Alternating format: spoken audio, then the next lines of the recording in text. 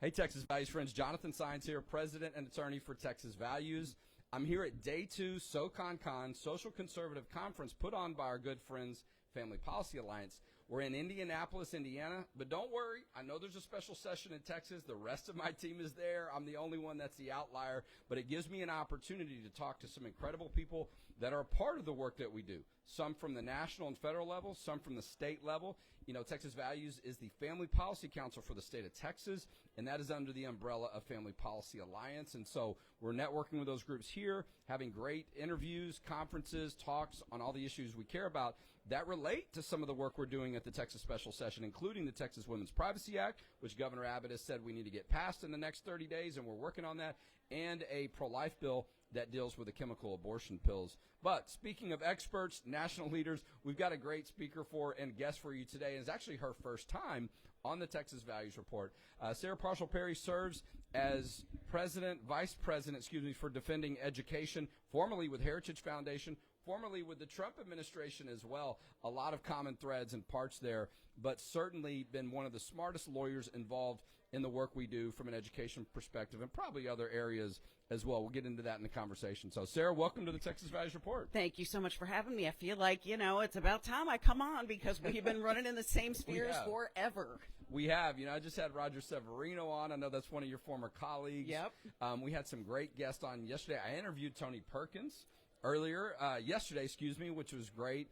And, these are people that have been in our work for a long time, and you're certainly one of them. We were reminiscing about our good friend Kimberly Ritchie earlier, who's serving in the Trump administration now and was there before. And it's great to see people that, have worked so hard, that are accomplished, that are lawyers like you are, that are putting their talents into such great places and such great policy and results. I think the Trump administration has been a big part of that. Obviously, your individual hard work. But also, over the years, the culture has been more interested, more invested, and more engaged in the things that we do. You've been a big part of that. Well, thank you. It's interesting. Nobody ever goes into public interest law thinking they're going to get rich. Oh, no, I was told not to. I was in law school. I was like, I wanted to be Jay Sekulow and all this stuff. They're like, you're not going to make any money. I'm like, I don't care. Anyway, so you're right. Well, that's exactly it. There is a point at which you have to get up in the morning for something you feel passionately about. Yeah. And this is the kind of work that I feel passionately about. My parents are arch conservatives. My mom's a Christian talk show host. My dad is a public interest litigator. And I thought, I don't want to do. Who's your mother? Janet Parshall. No, wait a minute. How did I miss that connection? We're just discovering this now. I saw that middle name. You would think I've done this work so long that I would immediately went, of course, Janet Parshall. Yep. Now that I'm like, oh my gosh. So apple and tree, folks. There it is. Of course. No, I had her book and I still do. Was it called Nightlight? What I'm trying to remember. She did a book with Tom Menery. Yes, she did. I can't either. And if she's watching this, she's going to be very Anyway, upset. I read the book, if I don't remember the exact title, but early in my days, she was one of those voices out there. Of course, Tom Menery, Dr. Dobson, and others. And so, of course, yes. Apple and tree. So I said, I don't want to go into conservative policy, don't want to go into conservative, public interest legal work. Yeah. And then, of course, because God has a sense of humor, that's exactly where I ended up. Yeah. Is my son listening? See, you could have a career just like your dad. Anyway, well, listen, you have obviously done work, nothing, to suggest your mother didn't rub off on you, but you've made your own name and your own path in this work. Tell us about Defending Education. We talked about some of the other places you've worked, which are incredibly influential, but tell us about where you are now. Yeah, so we were formerly Parents Defending Education, and that's a name I think that's going to be familiar to a lot of people, but we rebranded because we have now moved into higher education, and we love it, and it's just sort of a function of the fact that we as parents have kids that have grown up. So our organization, all of us are parents, is growing up with them. So we are tackling things like race and sex discrimination on college campuses. Sure. We understand DEI is fundamentally killing the spirit of American pluralism, and we are very committed to helping the administration stamp it out. We file federal lawsuits on behalf of our plaintiff members when they find these particular race discriminatory retaliatory actions that are impacting them directly. We file federal civil rights complaints. I love it because as somebody who is a former litigator, it gets me right back in the thick of the action. And this is an administration that really is seeking impact. And you can win. And that's it. Without and you the can win. DOJ trying to reverse what you're doing. Bingo. Working against you. And we've got good Supreme Court case law on everything from Students for Fair Admission versus Harvard, which of course hasn't prevented Harvard from perpetuating discrimination. And the way this when they run out of money, they might get the message. They might, but Columbia University tried that too with its anti-Semitism and creating an environment that was incredibly hostile to American Jewish students.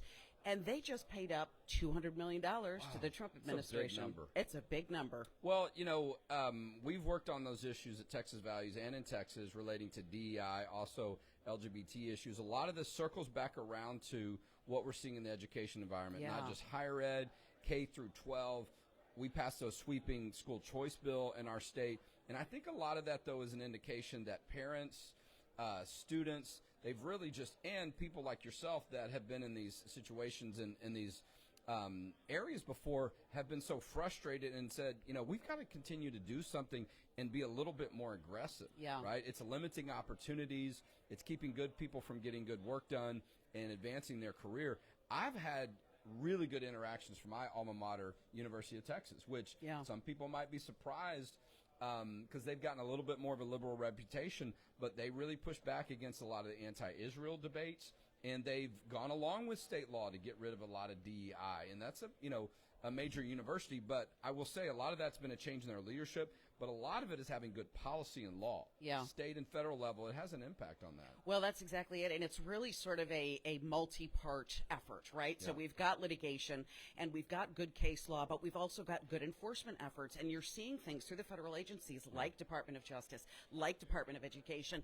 We just saw Harmeet Dillon testify. She is Assistant Attorney General for Civil Rights at Department of Justice. Love her. She's an incredible lawyer, and she just testified yesterday in front of a Senate hearing about the fact that she is committed to killing DEI if it doesn't die on its own. And that is the kind of mission, the colorblind America, that all of us can get behind. Well, and there was a big Supreme Court decision that related to the Department of Justice being, shrunk or however you want to, that I know you were commenting about it on social media. Tell us about the impact of that, why it's so important. Yeah, so we've actually seen a couple of emergency petitions coming from the Trump Department of Education, from Department of Justice, but specifically all 15 emergency docket petitions have come out in the president's favor. And that's because I think he's got good lawyers around him who are advising him well, who are committed to following the bounds of the law.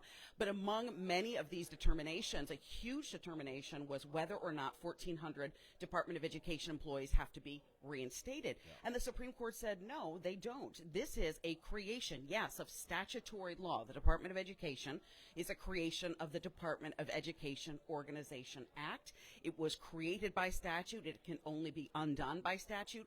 But these are executive employees. And as the commander-in-chief, that chief executive oversees executive employees. So he was within his right to what's called RIF. It's a reduction in workforce, those 1,400 employees, which starts the process of shrinking a Department of Education we know has never done any good for American kids. No, look, a lot of people feel that way, but there's almost this sense of, but they can't, get rid of those jobs, or, to your point, they can't shrink the number of employees and all that. Well, why not? I mean, and I know it's a government position. I know it's an executive position, the President of the United States. But you think about from any other business setting. You run your own business, and you got 1,000 employees, and you decide for some reason that you want to reduce that amount or you want to let people go, and you come in, you're the new guy, or you say you start your business, and now you don't have any control to make it successful, and you're stuck with these people. I mean, just to sort of simplify it. But I mean, that's really what's the case with the Department of Education. And so and it's not like Trump, this is a surprise. He talked about this on the campaign trail. Yes. I think the voters have indicated they think it makes a lot of sense. So it's encouraging that that victory has taken place, and now we can actually get to some of that work that I think will help a lot. Yeah, we've spent $3 trillion with AT dollars in American education since 1980. We have nothing to show for it. In fact, our National Association of Education Placement Rankings, what we hear of as the nation's report card, indicate 27% literacy in math, Only 27, and 30% literacy in English. We're producing American students who are not ready for higher education, they're not ready for the workforce, and they're not competitive internationally. That is not a result of the Department of Education educating kids. The Department of Education does not educate any kids. It simply spends money. And you know, particularly under the Obama administration where it started, then the Biden administration, that Department of Education got involved in really sticking their nose in the business of things that were happening in local school districts, even at the state level. One of the biggest battles that we fought on these issues early on was when the Obama administration tried to tell Fort Worth ISD and all the schools that they had to let boys in the bathroom. And told Fort Worth ISD, if you don't go along with this, you're going to lose your federal funding. I don't know how much that amounted to, but it made everybody nervous, right? But it did give us the opportunity to say, hey, enough. We pushed back. The state of Texas filed a lawsuit against that, and we ended up having a victory. But, you know, you think about all the time that was used on that, litigation or whatever, I think it seems like more time is spent on those things than anything that has to do with actually helping kids become educated. Well, that's exactly it. And they played politics. They played fast and loose with civil rights law and determined that they were going to manipulate the term sex in Title IX. Yeah, you couldn't even count on them to follow current law. That's exactly it. So what they did was the Biden administration, as you know, manipulated Title IX's plain text language, congressional history, and said, okay, but sex also means gender identity or transgender status. We know that wasn't the case. That's why 11 federal injunctions dropped at the same time. And even at the Supreme Court, in a per curiam opinion from August of last year, the Supreme Court said, we believe that the state of Tennessee and the other states that litigated in the Sixth Circuit is entitled to emergency relief because they're going to succeed on the merits. Now, that's a pretty impactful statement. While not on the merits, they were giving a procedural victory while sort of winking at an ultimate outcome. We're going to ultimately get that outcome this Supreme Court term in the fall. They've just granted cert in 2 women's sports cases. Yes. No, there's a case coming out of West Virginia and Idaho, I believe, was the other case. Montana. Thank you. Idaho's been one of the first states that dealt with this, but you're right. It was out of Montana. And, you know, Texas has a K through 12 law on this, and then last session in 2023, we passed a law at the collegiate level. We're also dealing with some things in this sort of quasi-professional area, but states like Texas and California host a lot of these bigger events, particularly at the collegiate level, so sometimes we'll get a little bit more attention. We're here in Indiana, the home site, I think it's right across the street. The NCAA has their headquarters, and they've been in sort of the crosshairs of all of this. That's going to be a huge case next term. Let's talk about your organization and how it ties into this, and also a little bit, you know, for the people in Texas. I mentioned we're in a special session. We're trying to get a bill passed on the women's privacy issue that relates to some of these education issues. How will people see the work that you do, or you know, the administration's leadership, the president's administration's leadership, impact local universities in Texas and maybe even K through 12? Yeah, I think what it's doing is it's setting up sort of the scaffolding of a repurposed vision for American education. And I love the president's vision. He wants the feds out of education. He wants states to be empowered, but that means that states have to be prepared, and it's going to require a lot of state legislative approaches to pass things like increased curricular rigor at the state level, and to make sure that we are being transparent in reporting to the federal government when we see federal civil rights violations. We're transparent in how we spend money in American education. We get the unions out of American education. Oh, my gosh. Good luck. Yeah, that's it. I'm not trying to be discouraging, but they're over 95% of, you know, the educators in Texas, some people say, are tied in with the Democrat liberal union K through 12. Well, that's it. And this president will not give them Congress. He is not providing them a platform, and they are big bad about it, which is why we are seeing people like Randy Weingarten and Becky Pringle screaming at conventions about the fact that this is now some kind of an existential crisis because we're seeing a remade vision for American education. Yes, imagine that, colorblind and high quality for every American healthy competition. Student. That's it. That is exactly it. Well, let me, you know, I mentioned we're in a special session, and they're not, I mean, they're tied to some education issues, but it's really, you know, the governor felt like the school choice issue was one of his biggest signature education items, and I believe there's a lot of truth to that. And so it may take a little bit of time, but we turned a huge corner, I think, in the state of Texas on that, and I'm excited to see about where we're going to go next. And, we saw, I don't know if you saw this, but when Trump was inaugurated and speaking right after he was sworn in, Governor Abbott was there. Yeah. He pointed him out. I was outside the building. I did have a ticket, but we know how that all turned out. But and he and our governor Abbott and President Trump have seemed to continue to develop a very close relationship. Yeah. President Trump had a specific conference call with our Texas House members to help support them and say, go get school choice. Yeah. And so we see him investing and leaning into these issues. And I think I can see your organization helping do that as well. So I would love to get you more visibility, and probably a lot of people in Texas that know you, but anything that I could do to help with that, I'd love that, because I think our state, being one of the bigger states, could benefit by helping the president's administration, helping different organizations that are trying to advance these things, and certainly having victories at the Supreme Court's a big deal. Yeah, absolutely. And we file not only litigation of our own, but we support other litigation with amicus briefs so that we're always putting the best legal arguments in front of the justices, in front of federal appellate judges.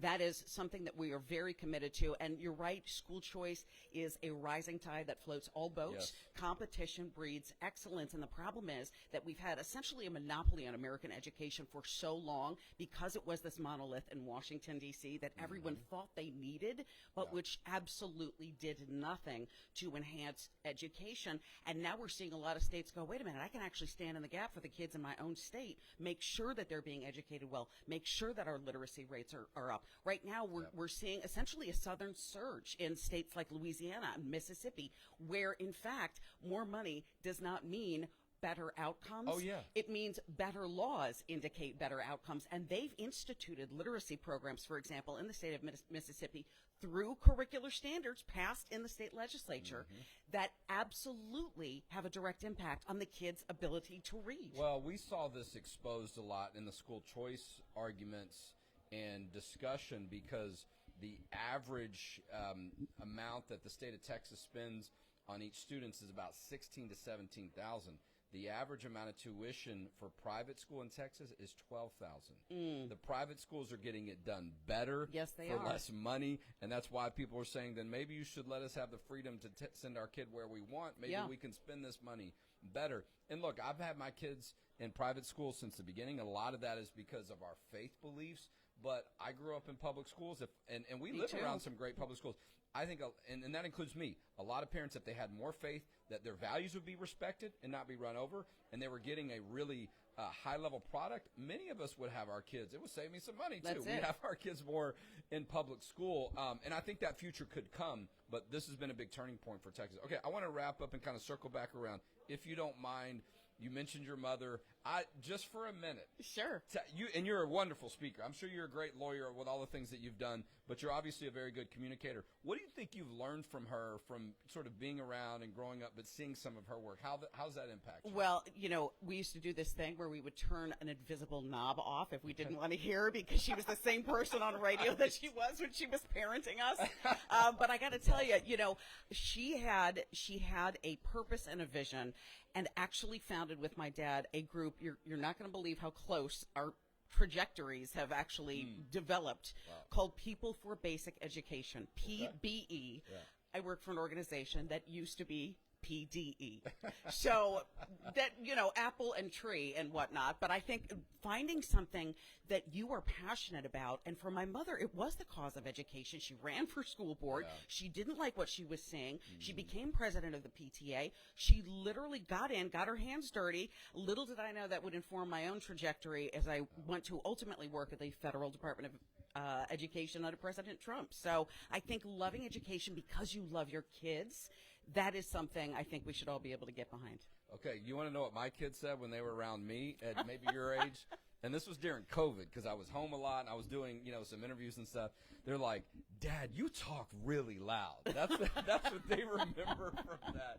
But I'm sure there was more. But those were just, that was the speed round, of questions when I asked them after COVID. What do you remember during that time? But I'm sure there's been a lot, and so and I'm glad to see that. You being able to take some of that experience and seeing the importance of it. I think there were people, during your mother's time and others who it wasn't so easy. I mean, there were some elections that went, in a good way that we would have supported, but there was a lot of early work, particularly from a faith-based perspective, that there wasn't always a lot of organizations. There wasn't these bigger organizations like Heritage and Family Research Council, whatever. They were starting to come around, and we've now seen how valuable they are. And so I'm sure that's meant a lot to you, and I'm sure she's proud of you as well. Well, I like to think so, but I'll have to ask her after this broadcast. Well, good. And, and tell her I said hello. I was on her show one time. She's like, I had no idea who that guy is.